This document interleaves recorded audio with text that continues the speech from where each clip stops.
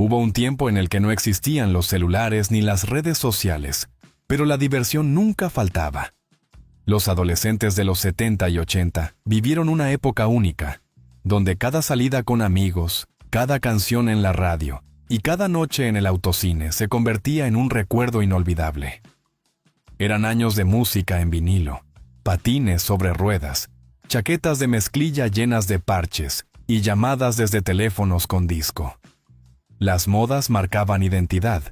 Los centros comerciales eran el punto de encuentro, y las fiestas en casa se disfrutaban sin que nadie estuviera pegado a una pantalla. Fue una era de libertad, de rebeldía y de una juventud que encontraba su propia voz en la ropa que usaba, la música que escuchaba y las calles que recorría. Hoy, viajamos en el tiempo para recordar cómo era realmente ser adolescente en los 70 y 80. ¿Listos para revivir esos años dorados? Conseguir un trabajo de verano no era una opción, era prácticamente un rito de iniciación. Desde los 15 o 16 años, muchos adolescentes buscaban alguna forma de ganar su propio dinero, ya fuera vendiendo helados, trabajando en un autocine, limpiando piscinas o atendiendo mesas en un restaurante familiar. El objetivo era claro: ahorrar para comprar ropa, un estéreo nuevo o incluso juntar lo suficiente para su primer coche. Algunos conseguían trabajo en tiendas de discos, otros cortaban césped o trabajaban como salvavidas en las piscinas públicas. Eran empleos sencillos, pero que enseñaban lecciones clave sobre responsabilidad, esfuerzo y lo que realmente costaba ganar cada dólar. A diferencia de hoy, donde muchas cosas se pagan con tarjeta o desde una app, en esos tiempos recibir un cheque o cobrar en efectivo era un gran momento. Los billetes en la mano significaban libertad, independencia y la posibilidad de invitar a los amigos a una hamburguesa sin tener que pedir dinero a los padres. Además, los trabajos de verano no solo eran una fuente de ingresos, sino también una oportunidad para socializar. Muchos adolescentes hacían nuevos amigos, se enamoraban de algún compañero de trabajo o simplemente disfrutaban de la sensación de hacer algo útil y productivo. Las historias de esos primeros trabajos quedaron marcadas en la memoria de toda una generación. ¿Cuántos recordarán con nostalgia esas tardes interminables en la tienda de conveniencia, las propinas en la cafetería o el esfuerzo de cargar bolsas en el supermercado, solo para sentir que estaban dando sus primeros pasos en el mundo adulto? Antes de que Internet lo dominara todo, las revistas juveniles eran la ventana al mundo de la música, la moda y los ídolos del momento. En cada kiosco se podían encontrar publicaciones como Tiger Beat, Seventeen, Bravo o Super Pop, llenas de entrevistas con artistas, consejos de belleza y pósters gigantes de las estrellas más populares. Para muchos adolescentes, esperar la nueva edición de su revista favorita era un ritual. Apenas la conseguían, la devoraban página por página, recortaban fotos para pegar en las paredes de su habitación y discutían con amigos sobre la última noticia de su banda favorita o el nuevo look de su actor preferido. Las revistas también servían como guías de vida.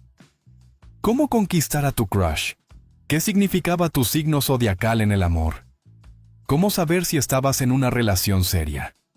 Cada número tenía tests, consejos y columnas de opinión que prometían resolver los grandes dilemas adolescentes.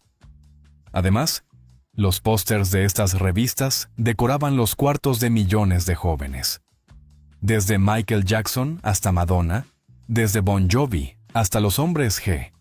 Cada pared reflejaba la personalidad y los gustos de su dueño. Había quienes incluso competían por tener la mejor colección de pósters o las entrevistas más exclusivas.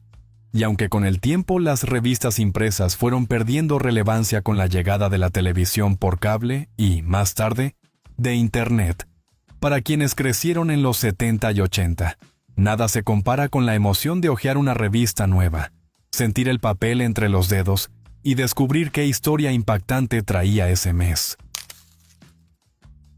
En los años 70 y 80, los arcades eran el lugar donde se vivía la verdadera emoción. No existían los videojuegos en casa con gráficos hiperrealistas ni consolas conectadas a Internet. Si querías probar los mejores juegos, tenías que ir a un arcade, enfrentarte a la multitud y demostrar tu habilidad con cada moneda. Juegos como Pac-Man, Donkey Kong, Space Invaders y Street Fighter marcaron la infancia y adolescencia de millones.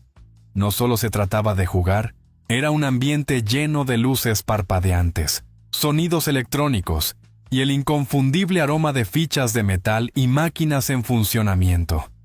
Los arcades eran una arena de competencia.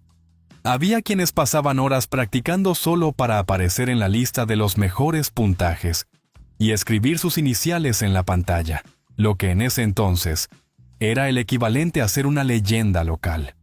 Algunos juntaban sus monedas con amigos para seguir en la batalla.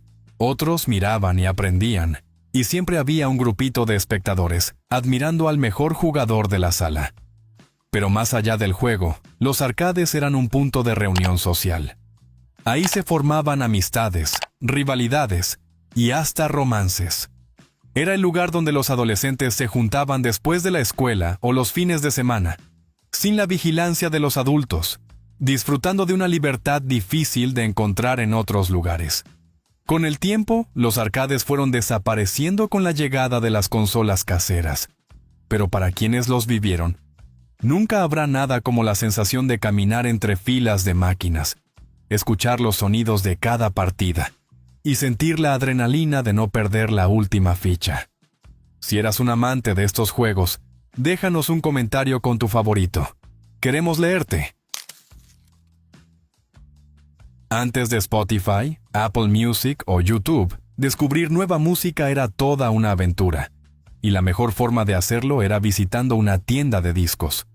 No había algoritmos que te recomendaran canciones, tenías que confiar en los consejos del vendedor o en la portada del álbum para decidir qué escuchar. Para los adolescentes de los 70 y 80, las tiendas de discos eran lugares mágicos. Ahí se encontraban los últimos lanzamientos de rock, pop, punk y disco.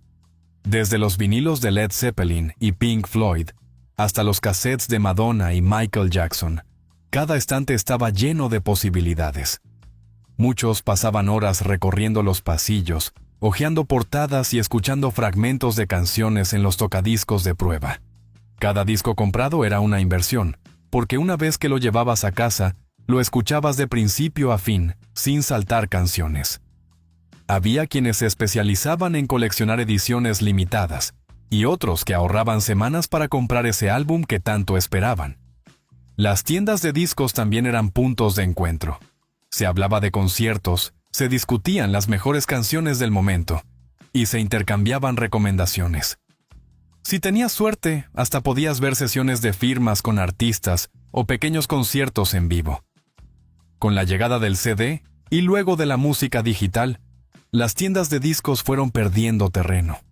Pero para quienes vivieron esa época, no hay nada como la sensación de entrar a una tienda, hojear los vinilos y llevarte a casa un disco que, sin saberlo, se convertiría en la banda sonora de tu juventud. ¿Tú también solías visitar este tipo de tiendas? En aquellos años, las discos sobre ruedas eran el lugar donde todo pasaba. No se trataba solo de patinar, sino de un ritual social donde los adolescentes se encontraban, lucían su mejor ropa y se dejaban llevar por la música. Las pistas de patinaje estaban decoradas con luces de colores, bolas de discoteca y un sonido envolvente que ponía a todos en sintonía. Sonaban los éxitos de Bee Gees, Donna Summer, Queen y Michael Jackson, mientras grupos de amigos deslizaban sus patines con coreografías improvisadas. Había dos tipos de patinadores: los expertos, que dominaban giros y pasos sincronizados, y los que iban a trompicones, agarrándose de cualquier cosa para no caer. Pero no importaba el nivel de habilidad. Lo esencial era estar ahí, vivir la experiencia y disfrutar del momento. Los discos sobre ruedas también eran el escenario perfecto para los primeros romances. Patinar de la mano con alguien especial bajo la luz tenue era casi como protagonizar una escena de película. Para muchos, era el lugar donde se daban los primeros besos o se intercambiaban números de teléfono escritos en papelitos. Además, Era una oportunidad para presumir de estilo. Los pantalones de campana, las camisas de colores llamativos y las vinchas de toalla estaban a la orden del día.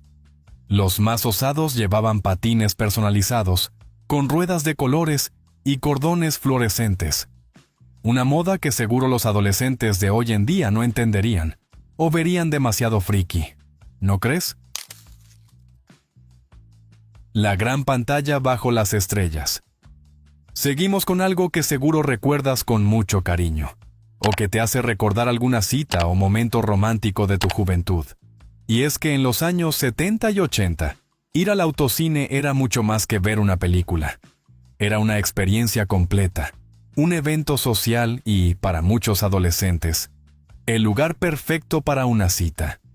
Los viernes y sábados por la noche, los estacionamientos de los autocines se llenaban de autos repletos de amigos, parejas o familias enteras. No había butacas numeradas ni filas interminables en la dulcería. Cada quien creaba su propio espacio dentro del auto, con mantas, snacks y refrescos traídos desde casa. Las películas de terror y las comedias juveniles eran las favoritas. Halloween, Grease, Viernes 13 y un sinfín de clásicos fueron disfrutados en la pantalla gigante al aire libre, con el sonido transmitido a través de las bocinas del auto o de pequeños altavoces que se colgaban en la ventana. Pero el autocine no era solo para ver películas, era un punto de reunión social. Antes de que la película empezara, la gente caminaba entre los autos, saludaba a conocidos y aprovechaba para ponerse al día. Algunos incluso llegaban con camionetas y armaban pequeños campamentos, con sillas plegables y bocinas portátiles. Para los adolescentes, el autocine era sinónimo de libertad. No había adultos supervisando de cerca. Se podía estar hasta tarde y, para muchos, era el lugar ideal para los primeros besos. También era común que en las noches de función doble, muchos se olvidaran de la segunda película y aprovecharan la oscuridad para otras cosas. Con el auge de los videoclubes y las grandes salas de cine, los autocines comenzaron a desaparecer poco a poco, pero los que vivieron esa época recuerdan con nostalgia las noches de verano bajo las estrellas, la emoción de elegir el mejor lugar de estacionamiento y la magia de ver una película desde la comodidad del auto. Problemas e injusticias sociales siempre han existido, pero seguramente la juventud de aquellos años estaba mucho más comprometida con ello que los adolescentes actuales. No solo estábamos enfocada en música, la moda o las quedadas con amigos. También se organizaban, protestaban y luchaban por cambios sociales, muchas veces enfrentándose a autoridades y gobiernos que querían silenciarlos. No existían redes sociales ni hashtags para viralizar una causa, así que todo se hacía en la calle, en las universidades y en reuniones clandestinas. El miedo a un desastre nuclear llevó a los jóvenes a manifestarse contra la proliferación de armas atómicas, organizando marchas y conciertos con mensajes de paz. El movimiento ecologista también cobró fuerza. Se hablaba de la contaminación, la deforestación y el cambio climático, en una época en la que aún no se tomaban medidas serias para proteger el planeta. La música se convirtió en una herramienta de protesta. Bandas como The Clash, U2 y artistas latinos como Mercedes Sosa y Los Prisioneros usaban sus letras para denunciar injusticias. En 1985, Live Aid fue un concierto global que recaudó millones para combatir el hambre en África, demostrando que la juventud no solo quería divertirse, sino que también podía unirse para ayudar a los más necesitados. El activismo juvenil de esos años no era superficial ni se limitaba a compartir una idea. Era acción pura, una generación que entendía que el cambio no llegaría solo, y que si no levantaban la voz, nadie lo haría por ellos.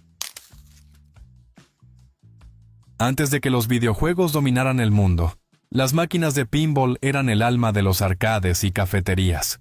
Estos gigantes de luces brillantes y sonidos mecánicos eran el punto de encuentro de muchos adolescentes en los años 70 y 80. Dominar una máquina de pinball no era solo cuestión de suerte.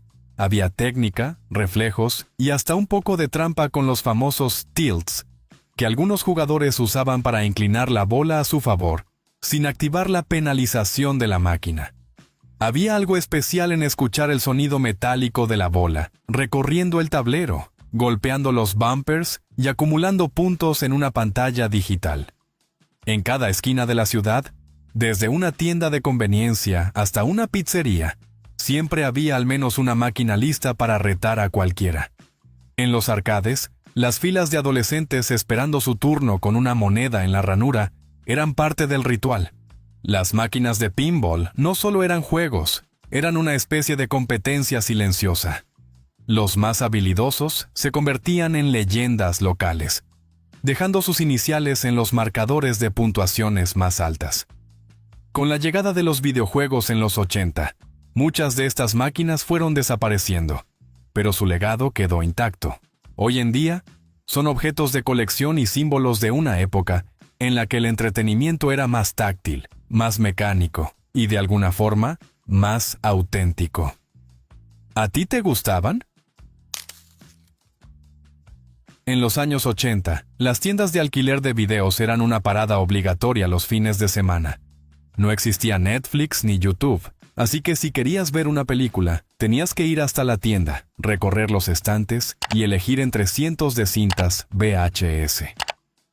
El ritual de buscar la película perfecta, leer la sinopsis en la parte trasera del empaque y cruzar los dedos para que no estuviera alquilada formaba parte de la emoción. Las tiendas de videos eran más que simples negocios. Eran centros sociales donde los adolescentes se encontraban con amigos y discutían sobre las últimas películas de terror, acción o comedia. Elegir qué alquilar no era una decisión rápida, y muchos pasaban largos minutos hojeando las carátulas, buscando esa joya oculta que les haría la noche. Pero alquilar una película no era solo llevarla a casa y verla. Había reglas, como devolverla rebobinada o pagar una multa si te retrasabas. Los más despistados sabían que si se olvidaban de devolver la cinta a tiempo, la cuenta podía ser más alta que el costo de comprarla. Con la llegada del DVD y luego del streaming, las tiendas de alquiler comenzaron a desaparecer. Pero quienes vivieron esa época recuerdan la emoción de sostener una cinta VHS y saber que estaban a punto de ver algo especial. Era una experiencia que implicaba esfuerzo, y quizás por eso se disfrutaba más. Si hubo una prenda que definió a los adolescentes de los años 70 y 80, esa fue la chaqueta de mezclilla. No importaba si eras rockero, punk, metalero o simplemente querías lucir bien, todos tenían una. Pero no era solo una chaqueta, era un lienzo para la autoexpresión. Los jóvenes las personalizaban con parches, pines, bordados y hasta firmas de amigos. Un parche de AC/DC, un pin de Guns N' Roses o una calavera bordada hacían que cada chaqueta fuera única. En muchas ciudades existía un código no escrito.